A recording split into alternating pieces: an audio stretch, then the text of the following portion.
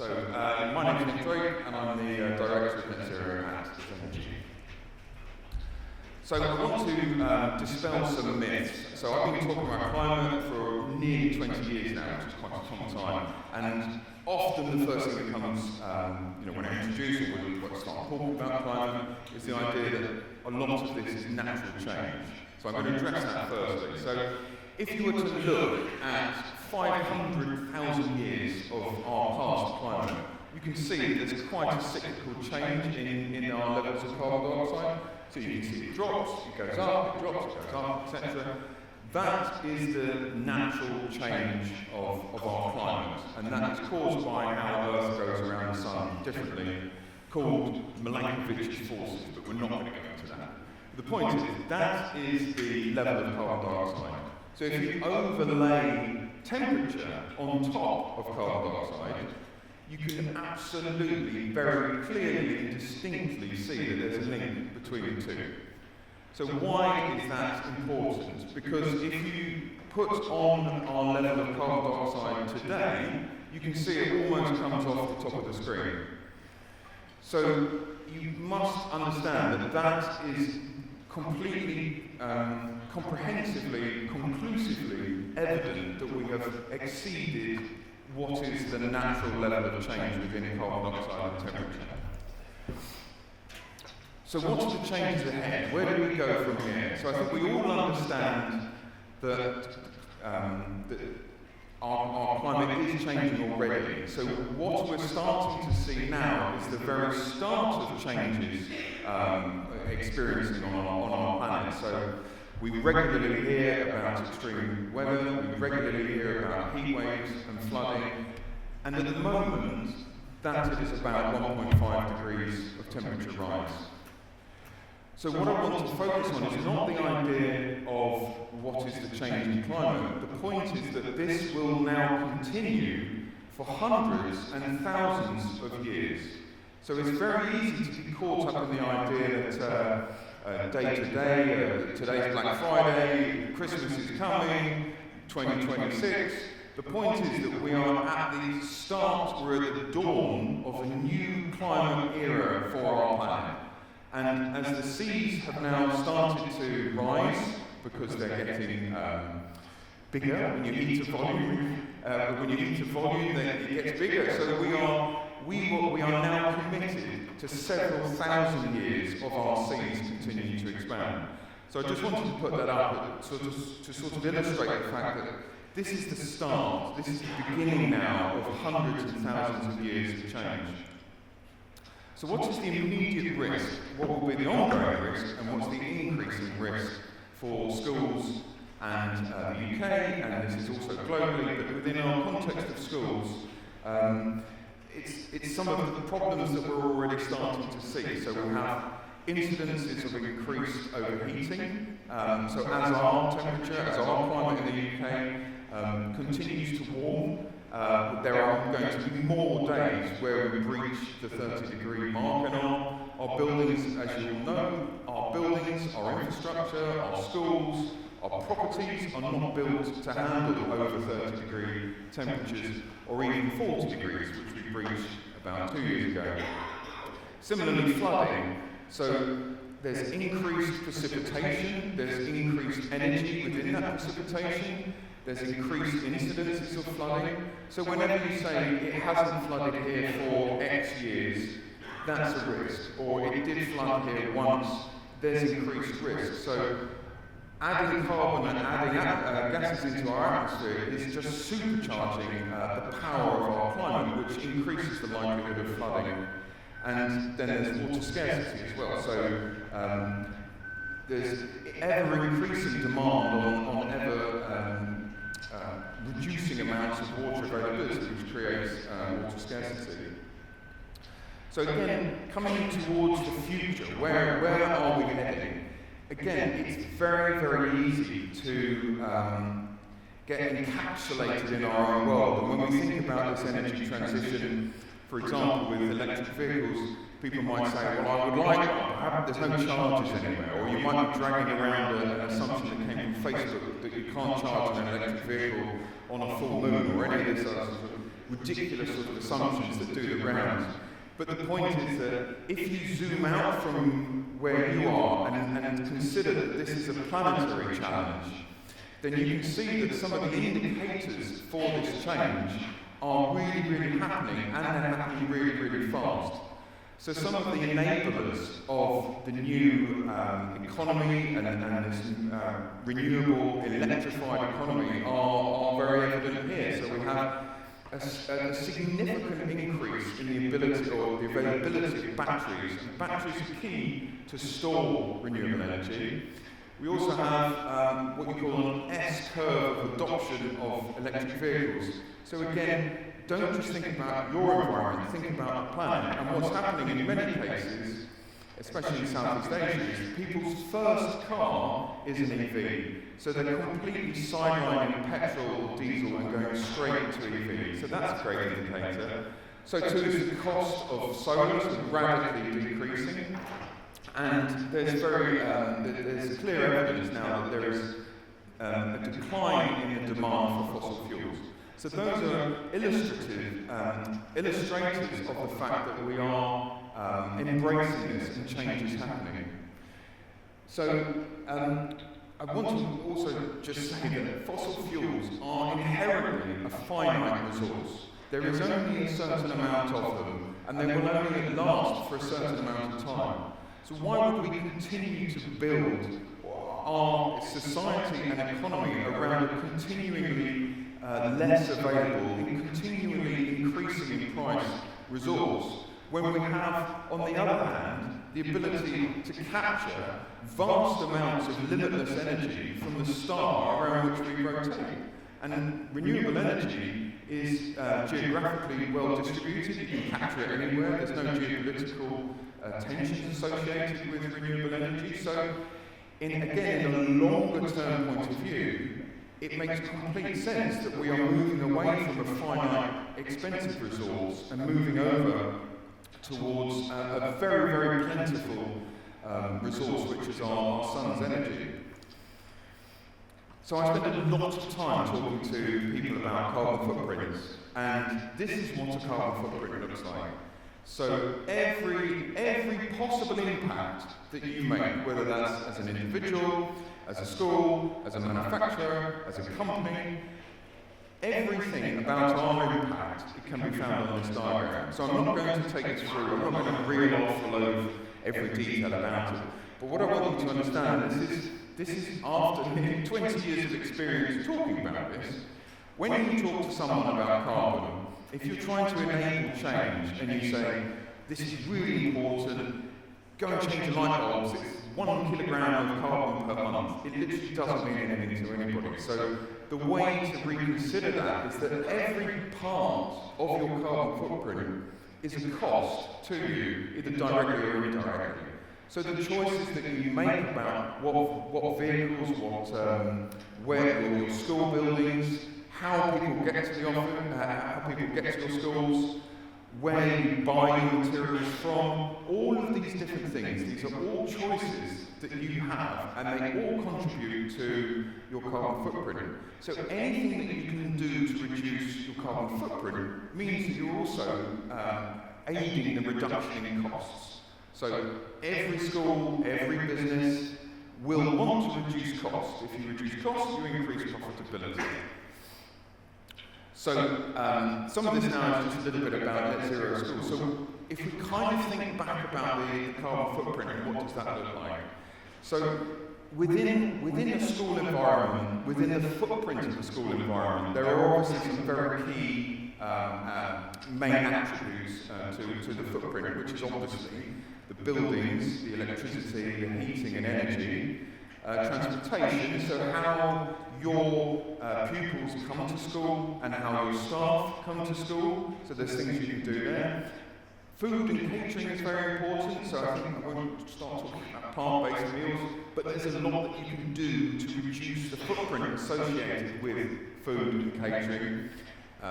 The purchases, so where you buy things from, that's also a critical component. So sometimes when I talk to businesses, over 99% of their whole footprint is only coming from their supply chain and where they buy stuff from. So that's critical. And then also waste and water.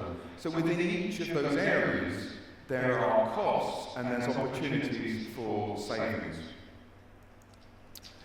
So this is a hugely generic, very based on a lot of assumptions. But what I'd like to understand is that I know there's difficulties and pressures when it comes to budget, and often when I talk to someone about the need of doing this, the first thing they'll say is, I don't have budget. So it's very important to consider that there's a lot of things that you can do initially which are either low cost or no cost.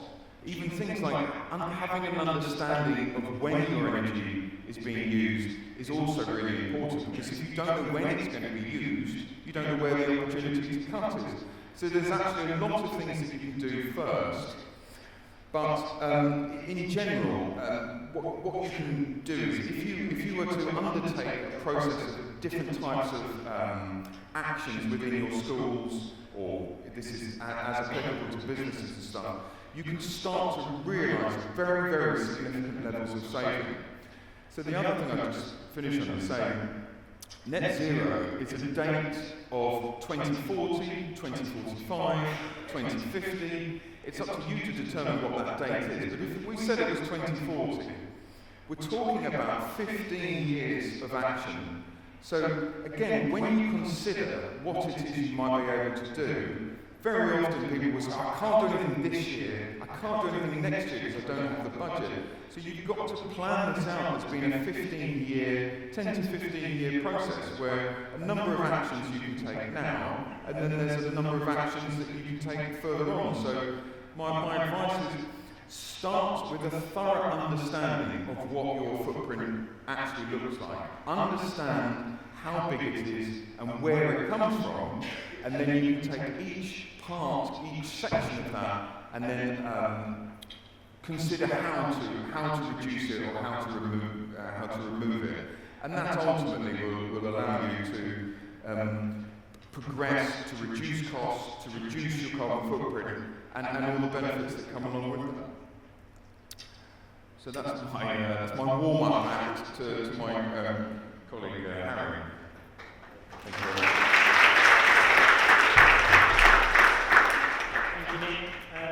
Nick's done a lot of good work there in understanding the importance of climate change so that people understand the need to make change. My name's Harry, I'm the head of consultancy for Zenergi.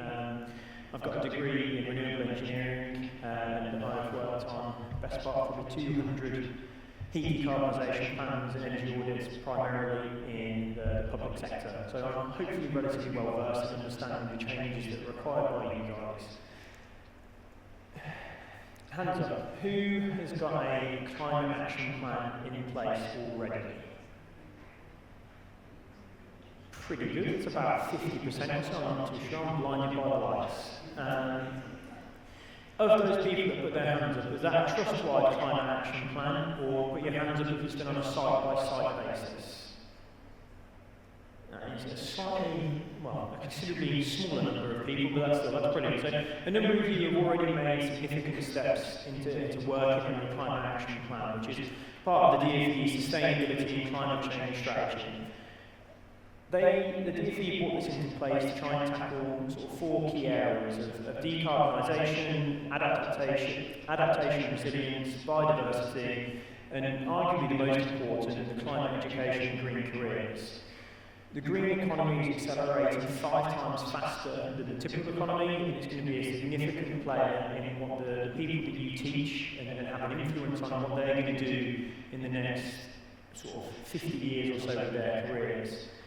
Decarbonisation is going to be significantly important. It's the stuff that Nick alluded to. You need to cut carbon and drive efficiency through renewables in other areas. We need to be resilient for the changes that Nick alluded to, the weather, rising sea levels, greater heat waves, greater droughts, more and larger floods. In the last 5 years, we've had 4 of the warmest summers in the last 200 years. So it's extremely real, and overheating, as Nick alluded to, is going to be a really big player. Another key part of the strategy is to look at biodiversity, enhancing nature and air quality and outdoor learning, which I think is a really, really great thing to do.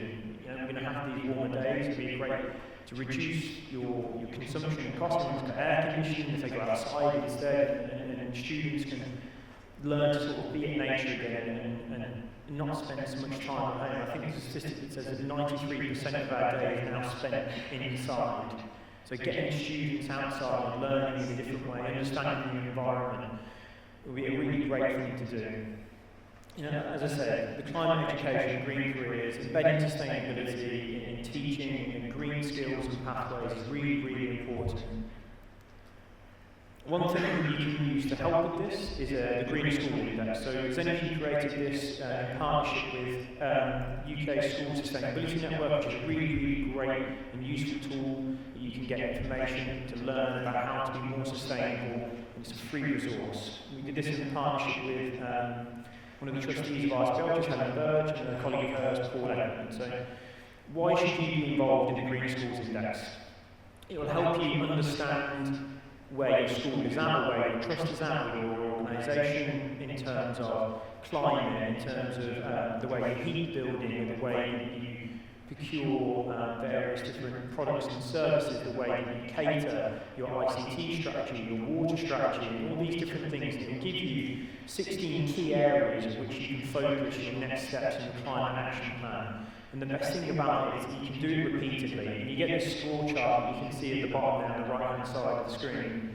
And it will show you exactly what you've done and where you'll go with it.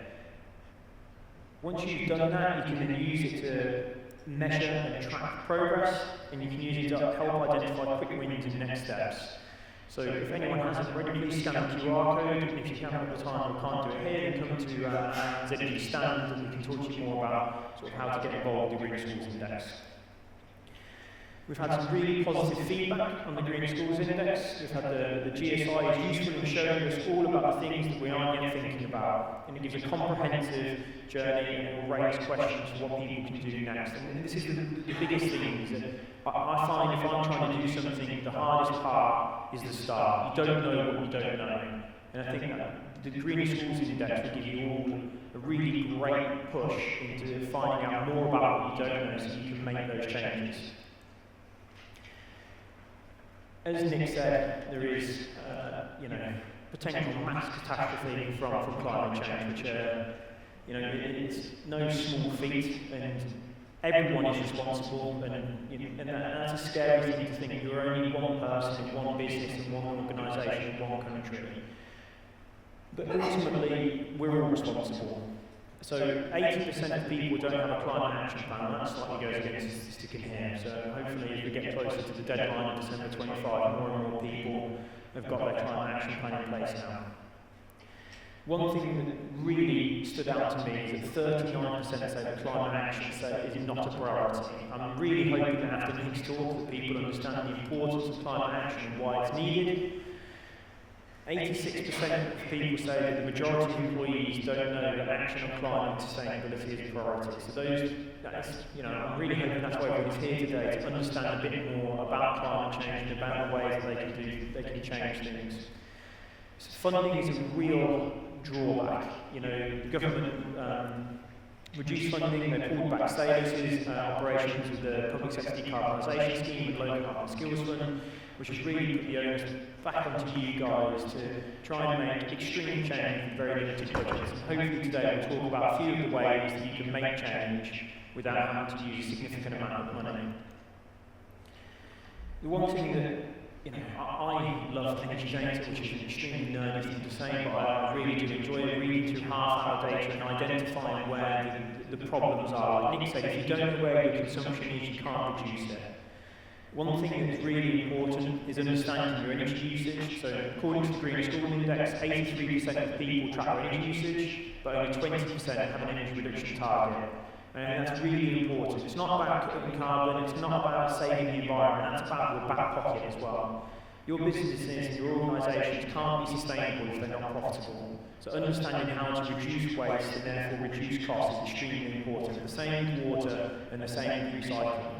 Lots of people find if they reduce their procurement and what they buy, reducing the amount of paper they buy, reducing the number of printers, as Helen Birch from the ISBL always tells me, is ditch the laminator. She is very anti-laminators. They are extremely energy intensive and make it really hard to recycle the paper afterwards. But understanding what you do and don't have in terms of water, energy and waste is a really great way to make a start. Another great way is to take control of your energy and water usage. Zenergi have free energy and water audit checklists on the website. You can scan the QR to get those. They will give you a really high-level view of what you're doing, how you're doing it, and what things can be done to improve it. One thing that I think is extremely important and is always the hardest sort of step, as I say, it is where to start. Everyone will have one of these pieces of information at the very least in their power at the moment. So mostly we start with billing. That's where you're getting your energy data, your invoices. Is your broker procuring that for you? Are you doing that internally? Are they doing bill validation for you? Do you understand what's on the invoice? Do you understand how much energy you've consumed, at what times you've consumed it? Out-of-hours consumption is a real killer. We've done work with schools that have had 70% of their annual consumption has been when they're not occupied, which is insane. Not only is it bad for the planet, again, it's bad for sort of profitability. If you've got an academy trust and you've got multiple sites, displaying certificates are a fantastic way to benchmark and understand what your site is showing you. If you've got 5 or 10 sites, you can have a look through and see which ones are the worst performing, why are they the worst performing. Try and gain an understanding, and they can be your priorities. So you've got a list of things to work through.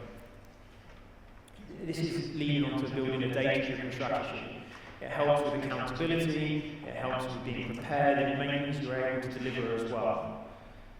By assigning ownership and reviewing energy consumption, you'll be able to measure it. If you don't measure it, you can't improve it. And if you do improve it, there's no business case to help you improve further if you haven't measured it in the first place. Once you've understood what you're using and you've measured it, we work on sort of the preparation phase. So that's looking at doing an energy audit. We can use consultants to do that, or we can use the free resources available to you. That helps you develop business cases to develop drive funding. Almost all energy audits that we complete, we will find significant changes that we can do, but a lot of them are around behavioural changes as well, making sure that the rooms that your children operate, that they're in, and the teachers are at the right temperatures, and not being overheated and overcooled. I'm sure everyone in this room has been into a classroom where the windows have been open and the heating's on. It drives me balmy, and my favourite thing to do when I was doing energy audits and walking around schools is taking a photo of a classroom with the lights on and no one in it. Every single report I've ever done has got one of those in, because it's all about the way that people operate in their school and the way that they can impact change. Another really great thing to do is to engage the school community. Get people on board, get the children outside, learning about what differences they could make. A really great statistic from the Green Schools Index, it's not all doom and gloom there, is that 66% of RECO councils, that children understand the importance of nature and what they can do differently. A few tips to try and improve biodiversity around the school: take part in the National Education Nature Park, create a bug hotel, tree planting. If you've got the room and the time and you really want to have extremely dirty children, you create a bog garden as well. But I wouldn't recommend that, I think that causes more harm than good. The biggest driver, in my opinion, and the most important thing, is one thing you take away from today, is engaging your senior leadership team or your executive leadership team. Governors, trustees have to be bought into what you're doing. If they don't understand the importance of climate change, they're never going to fund it. If they're not going to fund it, you're never going to be able to make significant change.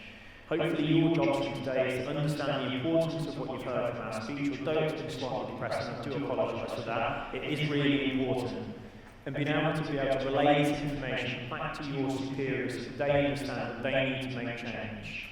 One thing that's a really great way to make change is to put the 3 risks that Nick put on at the start, which is overheating, water scarcity, and flooding. If you put those on your risk register, it means your trustees and governors have to review this. It means they have to understand why they're there, how you're going to make change.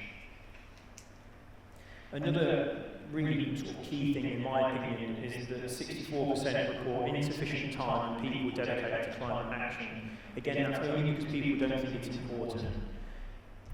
if safeguarding has, and rightly so, has a significant amount of time appropriate to it, and that's because of the importance it has. If people do the same with climate change, you'll be able to make a much bigger dent than we're able to at the moment. Your next steps: target energy waste, understand the behaviour change, and set targets. The best thing to do once you've heard that speech is go back, understand your data, and create a policy on how to make change. Review the heating and water controls, understand what you can do to make a difference at low cost and no cost. There are really easy ways. Every room that your school operates should be above 21 degrees. In the winter, if you turn the heating on by half an hour later and turn it off half an hour earlier, you'll reduce your annual fuel bill by about 10%. And every half a degree you reduce your set point by is about another 4 or 5% off your fuel bill. These are significant changes that also have a significant impact on the environment as well. But also, if you can make your energy efficient, if you improve your energy efficiency as much as possible, it means you can reinvest those savings into more sustainable actions as well. As Helen said, the Greener Schools Index is a really simple tool to use. You go online, answer questions, and the answer is yes, no, or walking towards. Those answers are then summarised for you in a report at the end. It's very simple, and I really encourage everyone to try and fill in the Greener Schools Index if they haven't done already. We're slightly running out of time, so I'm going to have to skip ahead to the thank you sections. So thank you everyone for listening to us. Really enjoyed the opportunity to speak to you today. I'm sure Nick has as well. We've got a few minutes left if anyone would like to ask us any questions, and I believe there are some roaming microphones, which sounds very advanced. I'm not going to be able to take anyone's hands up because as discussed, blinded by the lights. If anyone's got any questions or what they want to do next, or what they think is what the biggest problem is with their school. Oh, fantastic. How is it that you're working out how much energy the schools are using in this operation? Typically we do that through either the half-hour data, so if you've got access to half-hour data, which if you don't have it already over the course of the next 3 years, the government has said that all meters need to be upgraded to half-hour. Once we've got that data, you can then look at every half-hour of a given period, and we can see during that time period how much you're consuming. And if you don't have a half-hour meter at the moment, most electricity contracts should have a day-night split as well. So you can look at how much you're consuming throughout the night and look at how much you're consuming throughout the day. And although you're paying less for electricity during the night time, really your baseline should be about 10 to 15% of your annual consumption. Is there any other questions? Yeah.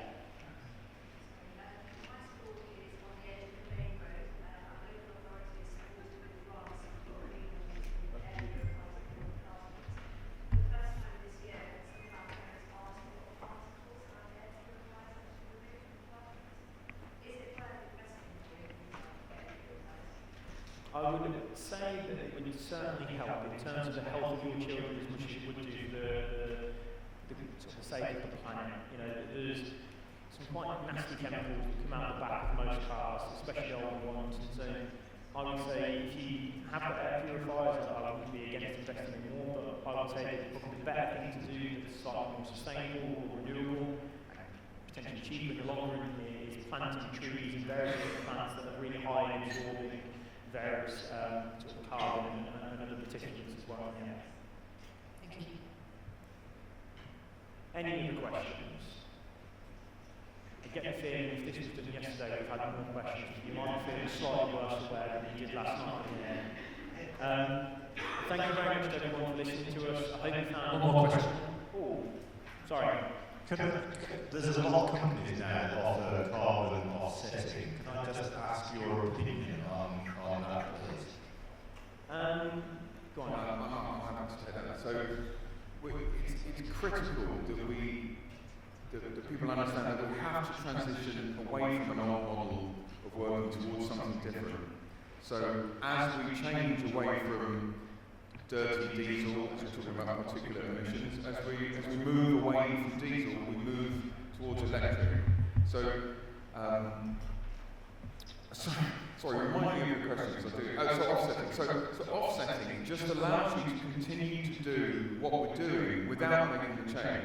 So for example, if you invest in tree planting, trees don't actually start to sequester carbon until at least 10 to 15 years after being planted. So if tree planting becomes the only action that we're going to take, then it's delaying action by at least 10 to 15 years.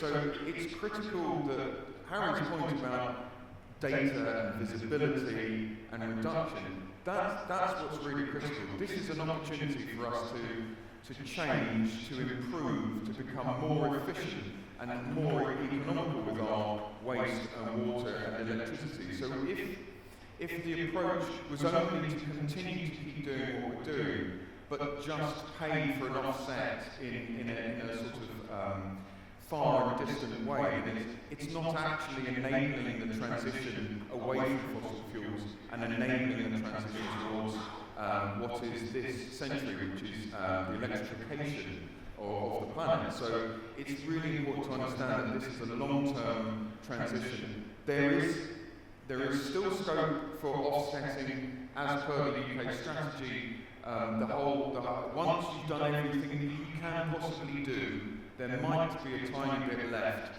and with that tiny residual emissions, you might then have the opportunity to purchase an offset to offset that final part, but it's certainly far more effective to look at why you're wasting energy and where you're wasting energy. So that's the benefit to everybody in undertaking the process.